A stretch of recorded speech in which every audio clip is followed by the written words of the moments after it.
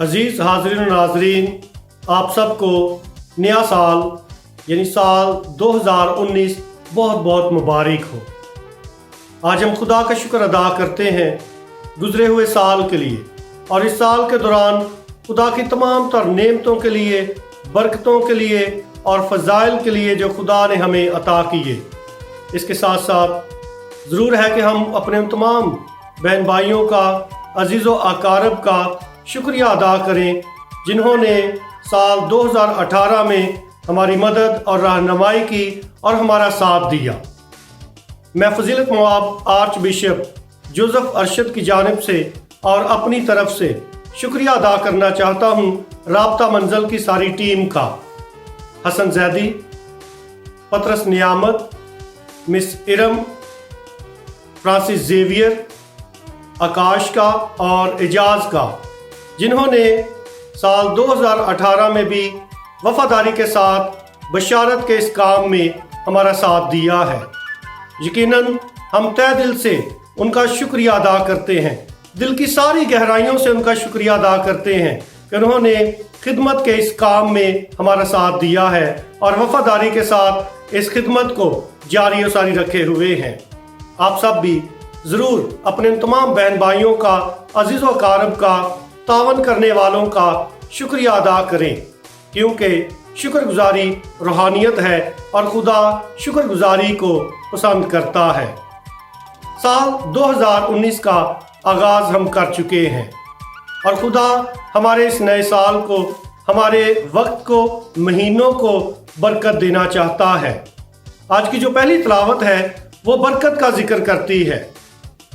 अदद की किताब उसके 6 बाब में यूं मरकूम है, और खुदावन ने मूसा से कलाम करके फरमाया कि हारून और उसके बेटों से मुखातिब हो और उनसे कह कि तुम बनी इसराइल को इस तरह से बरकत दो और उनसे कहो, खुदावन तुझे बरकत दे और तेरी हिफाजत करे।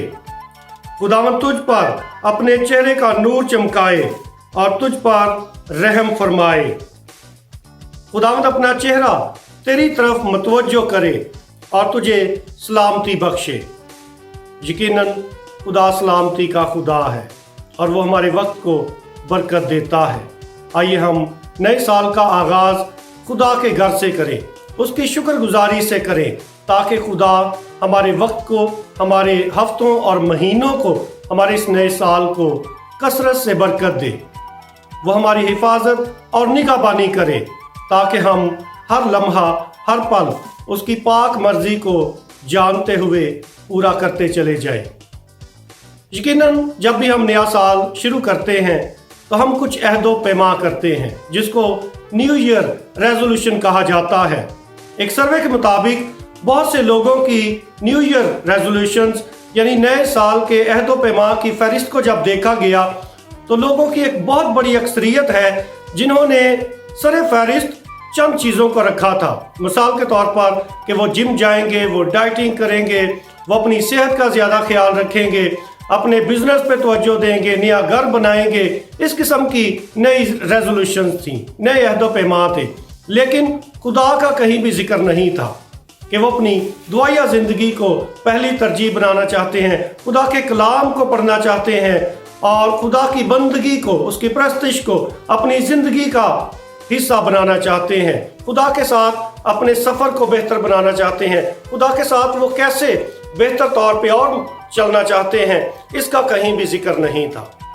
आइए हम जब नए साल के अहदो पैमा का सोचें तो ज़रूर हम अपनी रूहानी तरक्की का भी सोचें कि हमने कैसे खुदा के साथ चलना है, कैसे हमने अपनी रूहानी ज़िंदगी को, ईमानी ज़िंदगी को कैसे और ज़्यादा बेहतर बनाना है, ताकि खुदा जो हर नेमत का बानी है वो हमें कसरत से बरकत देता रहे। खुदा हमें ऐसा करने की तौफीक दे और आप सबको एक बार फिर फ़ज़ीलत मवाब आर्च बिशप जोसेफ अरशद की तरफ से और राब्ता मंज़िल की टीम की जानिब से नया साल बहुत बहुत मुबारक हो। दोस्ती का पैगंबर, रेडियो वेरितास एशिया।